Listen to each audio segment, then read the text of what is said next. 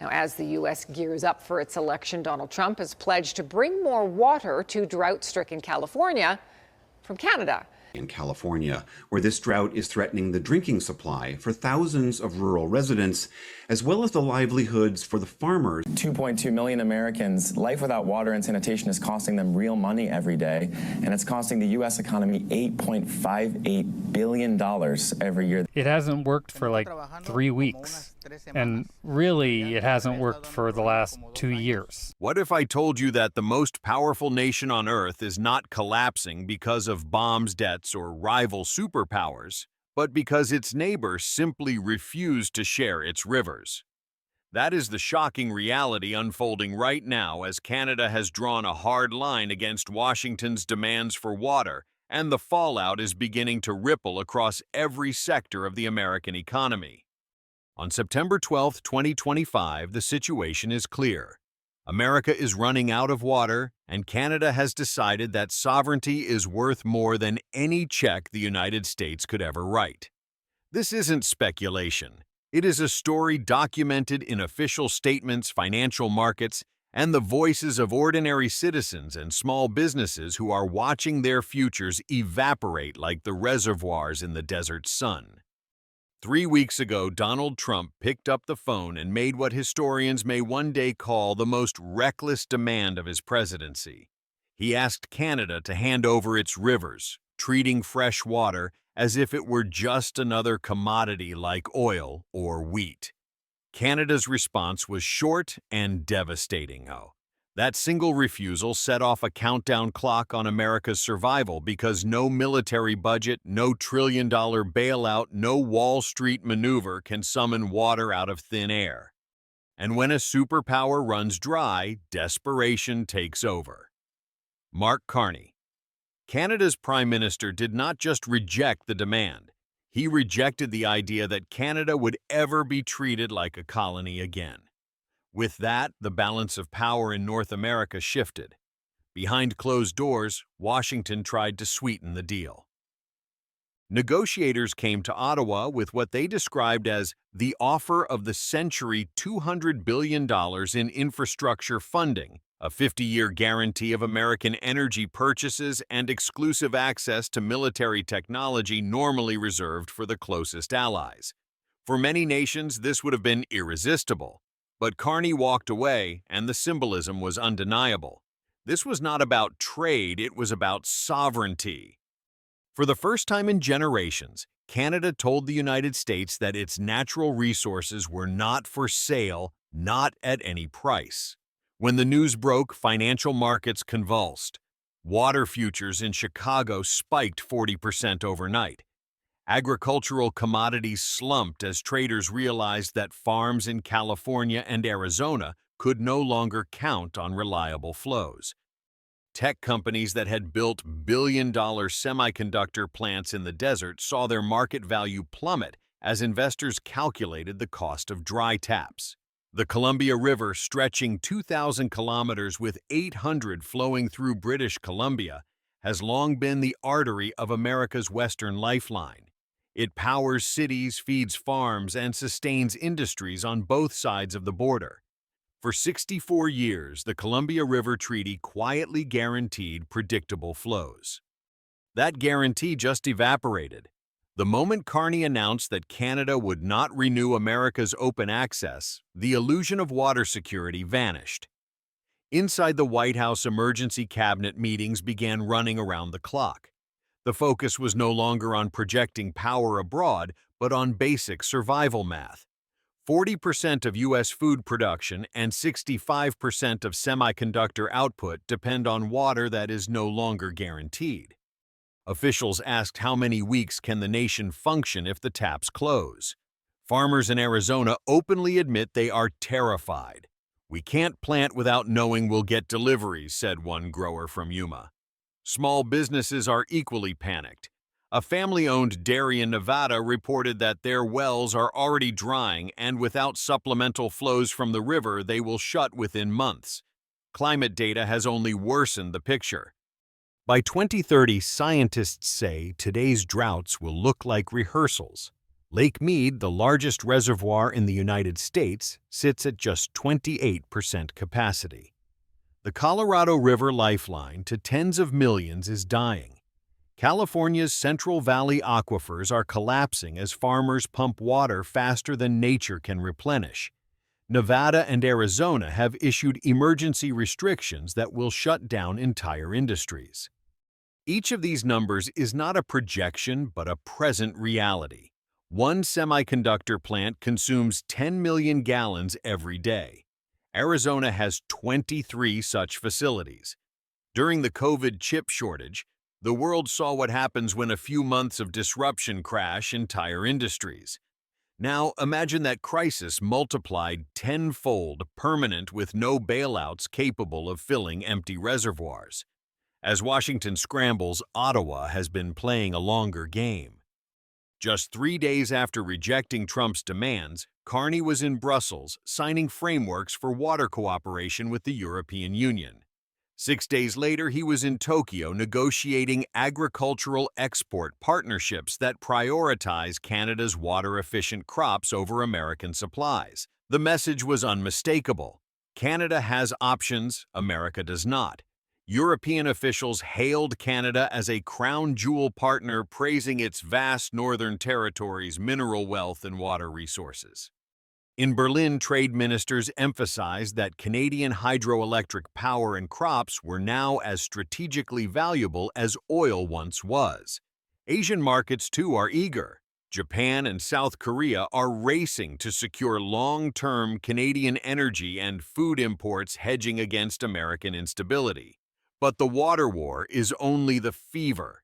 The deeper disease eating away at America's foundations is legal and financial.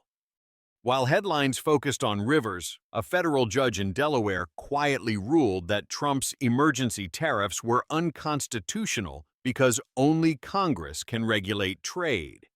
If the Supreme Court upholds this decision, the U.S. government will not only lose the power to impose future tariffs, but will also be required to refund every dollar collected under those powers. That amounts to $547 billion due immediately once interest is calculated. The Treasury's operational cash sits at $820 billion. In other words, 2/3 of the government's ability to function could be wiped out overnight. Treasury bonds, long considered the safest investment on the planet, would suddenly look shaky. China holds $1.1 trillion of this debt. Japan $1.3 trillion. If creditors lose faith, they will not demand repayment in printed dollars. They will demand hard assets, ports, mineral rights, land, even military infrastructure. This is how empires die, not with nuclear explosions, but with bankers carving up a weakened giant. Ordinary Americans are already feeling the trickle down. Grocery bills are exploding as food production collapses under rationing. Utility bills are skyrocketing as hydroelectric dams dry up and companies fall back on expensive fossil fuels. A Nevada family reported their electricity bill tripled in 6 months. A small manufacturer in Phoenix laid off half its staff because cooling costs and water expenses made production unsustainable. The so-called American dream is drowning not in war, but in crises Washington created. The political consequences are brutal. Swing states like Michigan, Wisconsin, Arizona, and Nevada are in open revolt at town halls. Protesters shout about dry taps and soaring bills. These are not just swing states. They are the lifeblood of any Trump re-election strategy. And what good is a campaign promise when voters cannot turn on the faucet?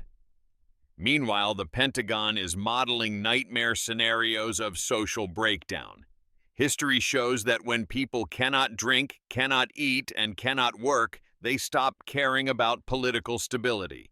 Classified simulations predict unrest if shortages persist through 2026. Wall Street pretends nothing is wrong, but the markets scream otherwise. Water exchange-traded funds are surging. Canadian resource stocks are outperforming American counterparts by 300%. Currency traders are quietly betting against the dollar. For investors, the collapse is not theoretical. It is a countdown.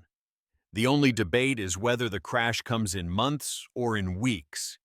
Globally, the landscape is shifting. China has already invested $300 billion in desalination plants and water recycling, building independence and securing its future. Europe is treating Canada as its reliable partner. Brussels is offering investment packages, technology transfers, and long-term supply contracts. The Arctic is melting, opening up $13 trillion in untapped resources and new shipping routes. Canada, with its vast northern territories, is positioned as the gatekeeper of the last great resource frontier. Russia and China are building Arctic fleets, but Canada is poised to control the choke points. America, crippled by bankruptcy and begging creditors for mercy, may be left to watch from the sidelines. Small and medium enterprises in the United States are especially vulnerable. A bakery in California reports that flour prices are up 50% because irrigation shortages cut wheat harvests. A machine shop in Nevada says cooling costs for equipment doubled because water for industrial chillers is scarce. Farmers in Arizona and New Mexico are abandoning fields. These are not abstract statistics, but livelihoods disappearing. Mental health hotlines report surges in calls from farmers and small business owners facing collapse. The social fabric is fraying as quickly as the reservoirs. The Supreme Court showdown looms in June 2025. Analysts give Trump's legal defense about a 30% chance of success. If he loses, America owes $500 billion instantly. But even if the tariffs survive, Mother Nature is already delivering her verdict. Lake Mead at 28%, Colorado River flows in crisis, aquifers collapsing. The physical reality cannot be postponed by court appeals or political spin.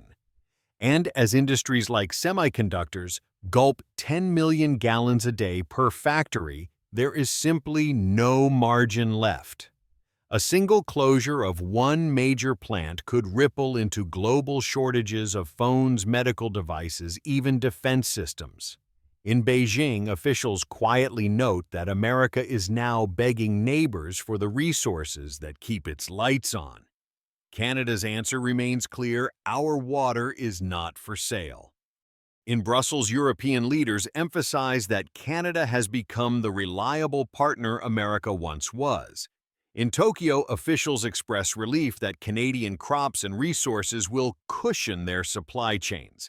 Across the world, trust in U.S. reliability is eroding. Inside America, people are realizing that arrogance has real costs. When a superpower assumes neighbors will always share it, sets itself up for disaster when the answer is finally no.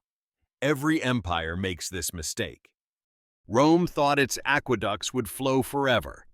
Britain thought colonies would always be loyal. The Soviet Union thought fear would keep satellites obedient. America thought neighbors would always bend. Canada's refusal shattered that myth. It was not just about rivers or reservoirs, but about sovereignty.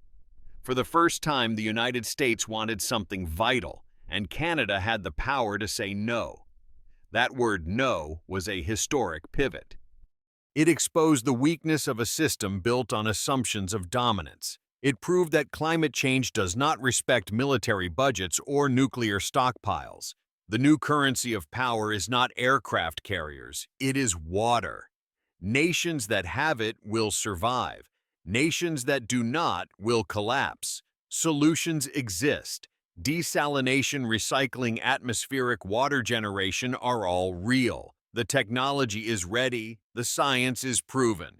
Within a decade, America could reduce its dependency.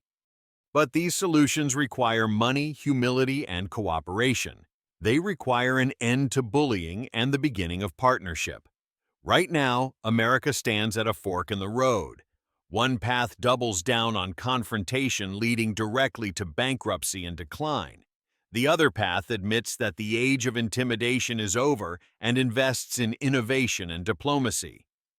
Canada turned off the faucet. The Supreme Court may drain the Treasury.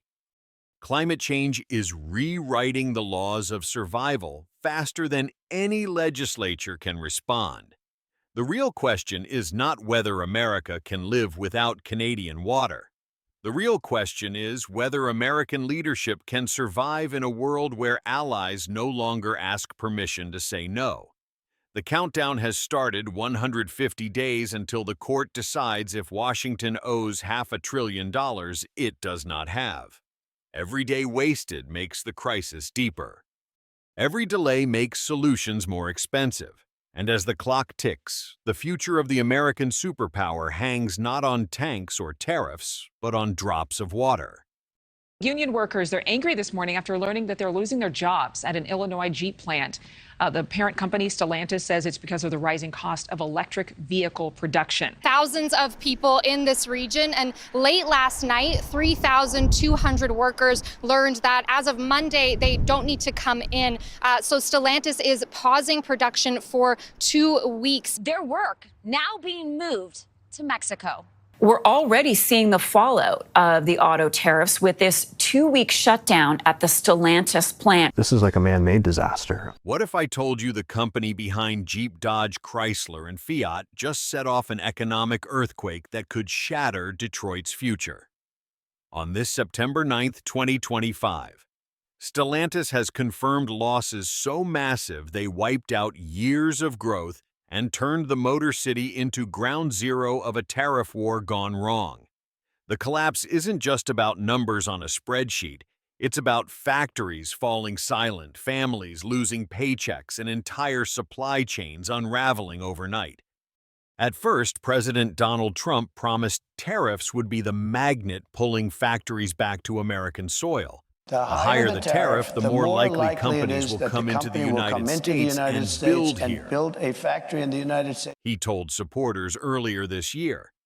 But the hard truth on the ground looks very different.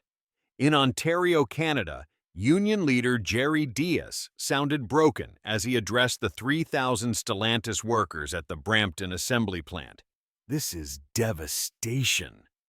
1,000 of our members, plus the supplier base that depends on this plant, are staring at uncertainty we've not seen in decades. According to Unifor Canada's largest private sector union, more than 1,200 supplier jobs tied to Brampton are already in jeopardy. The financial bloodbath speaks for itself.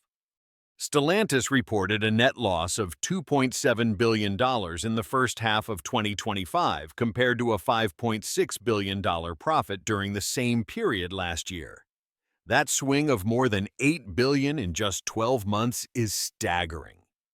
CFO Doug Osterman admitted that tariffs alone shaved off $300 million from the balance sheet in the first 6 months, with internal estimates projecting the hit could balloon to $1.5 billion by year's end.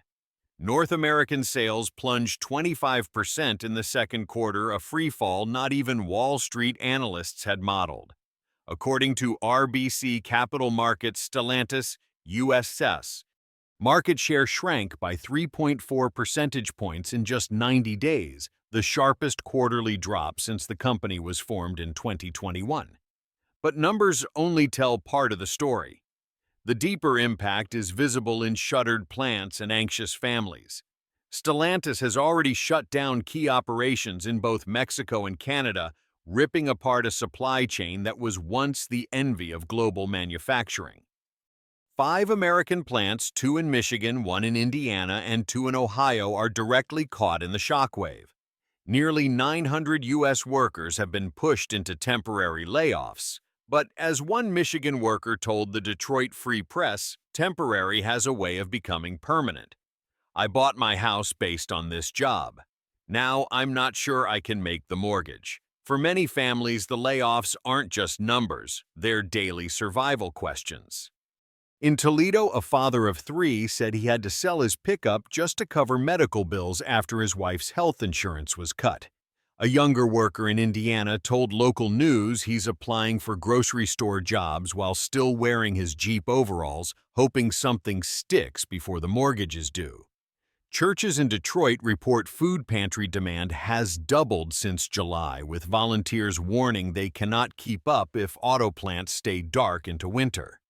Here's why this matters. Almost 40% of Stellantis' North American production capacity is outside U.S. borders in Mexico and Canada. When those hubs go dark, the collapse doesn't stop at the border. It cascades directly into Detroit, Toledo, Windsor, and beyond. Small machine shops in Ohio that produce brake components, family-owned logistics companies in Ontario that ship Jeep parts, and tool and die shops in Michigan are all being squeezed. One SME owner in Windsor told CBC News, "We supply brackets for Dodge Chargers. With Brampton paused, our orders are gone. We don't know how we'll keep the lights on. The real chokehold is cost." When Trump's 25% auto tariff hit on April 3rd, the math turned merciless. Analysts at J.P. Morgan now project that U.S. automakers could collectively lose as much as $18 billion by the end of 2025, while the big three Ford, GM, and Stellantis will absorb roughly $42 billion of that pain. For every U.S. assembled vehicle that still relies on imported parts, the average tariff bill is $4,111. For fully imported models, the number explodes to $8,141. Ferrari already raised its sticker prices by 10%, and industry insiders say German luxury brands are preparing similar hikes before year's end. What was sold as protectionism has become, in the words of auto economist Kristen Jichik, a tax on survival. The collapse of supply chains adds another layer of chaos. In the days leading up to April 3rd, warehouses across Detroit and Windsor scrambled to rush shipments across the border before tariffs took effect, creating gridlock at ports and border checkpoints. That stockpiling bought weeks of breathing room, but now it's gone. GM's CFO, Paul Jacobson, warned investors last month if tariffs persist, even our American plants may have to consider relocating. The supply base is too integrated to wall off. His comment sent shockwaves through the Michigan Chamber of Commerce, which has long touted Made in the USA as Detroit's salvation. Parts suppliers and logistics companies are equally trapped.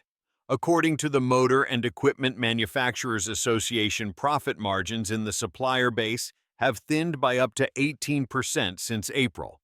Trucking companies hauling parts from Ontario into Michigan are reporting double-digit volume declines, forcing them to idle rigs. "We had 40 drivers last year. We're down to 27 now," said Jennifer Moore, owner of a family-run transport fleet in Port Huron. "We're not politicians. We just want to deliver auto parts. But tariffs are bleeding us dry. Corporate leaders are beginning to openly rebel. Stellantis chairman John Elkann made a rare public plea in July: exempt Canada and Mexico from these tariffs or the damage will be irreversible. He warned that the current policy ignores the integrated reality of North American auto production. Canadian Prime Minister Mark Carney echoed the alarm, delaying Canada's 2026 electric vehicle mandate, because, as he bluntly admitted, our industry is suffocating. Canada's Manufacturing Association has gone further, accusing Washington of dragging North America back into the dinosaur age by clinging to protectionism instead of investing in electrification. Globally, the ripple effects are brutal. South Korea has already passed a $2 billion rescue package to prop up Hyundai and Kia. Japan's Ministry of Trade warns of a looming $17 billion export shortfall in autos, calling it a threat to national competitiveness. In Europe, tariffs of 27.5% on general imports and 30% on EU-built vehicles are technically delayed until August, but investors are not waiting around. Volkswagen's stock has fallen 14% since July, while Renault's has dropped 9%. In Canada, Ottawa has hit back with targeted tariffs on U.S.-made cars, sparing parts shipments to keep some assembly lines alive. But even that careful move underscores the fragility of the entire ecosystem. The irony is that not all companies are losing. Tesla, the outlier, has seen its stock price surge by nearly 63% this year. With rivals like Stellantis and GM paralyzed by tariffs, Tesla's market share is expanding, particularly in EVs. MarketWatch reports that Tesla's U.S. deliveries rose 12% in Q2, cementing its dominance while competitors stumble. A policy meant to defend Detroit's champions is paradoxically creating a single uncontested champion in Elon Musk. For Detroit's workers, the mood is darkening. In Michigan, unemployment claims in auto-dependent counties are up 19% since June. The Detroit Regional Chamber has issued blunt warnings. These tariffs are severing the very supply chains that keep this industry alive. Credit rating agencies agree. Moody's lists Volkswagen, Volvo, and Stellantis as the most vulnerable to prolonged tariffs. ING analysts add that Washington's simultaneous rollback of EV subsidies is compounding the crisis leaving U.S. automakers doubly disadvantaged. And here's the global political backdrop. In Seoul, families tied to the auto sector are anxiously watching rescue packages. In Tokyo, trade negotiators are preparing emergency talks but admit no level of diplomacy can neutralize tariffs that cut so deeply. In Brussels, ministers quietly draft retaliatory measures while share prices slump. In Ottawa, Carney balances retaliation with restraint, imposing tariffs carefully to avoid detonating supply chains entirely. Across the world, what began as an American defense of jobs is now interpreted as America willingly isolating itself. Small businesses are pleading for relief. Auto parts supplier SMEs across Ontario and Michigan are turning to their governments for lifelines. Maria Santos, owner of a 45-employee stamping company in Toledo, told Bloomberg, "We survived the 2008 crash. We survived COVID. But this is worse because it's deliberate. A government policy is strangling us." Meanwhile, a survey from the University of Michigan shows consumer confidence has fallen to a 15-year low, with 68% of respondents worried or very worried about access to affordable vehicles. Even allies are blunt. French President Emmanuel Macron said in August, "Why is Washington picking a fight with Europe instead of focusing on China? These tariffs raise prices for American families and undermine global trust." The European Commission has hinted at shutting U.S. firms out of public contracts if tariffs continue, a threat that could lock American companies out of billion-dollar EU infrastructure deals. In Detroit itself, the collapse feels existential. Streets once busy with shift changes are quieter. Cafes that relied on plant workers are closing earlier. Churches are reporting rising demand for food assistance. For many, the symbolism hurts as much as the paycheck loss. As one retired GM engineer in Lansing put it, Detroit was always the arsenal of democracy. Now it feels like the graveyard of bad policy. The trajectory is unmistakable. What was sold to the American public as America First is increasingly being read abroad as America Last. Competitors in Asia and Europe are rushing to capture the market share the U.S. is surrendering. If current trends hold, Detroit may stand less for resurgence and more for retreat. The final question is, chilling: can America course correct before this damage becomes permanent? Or will historians look back on 2025 as the year tariffs meant to defend U.S. industry instead accelerated its decline? For the auto workers of Detroit, for the small suppliers of Ontario, for families in Michigan, the answer cannot come soon enough.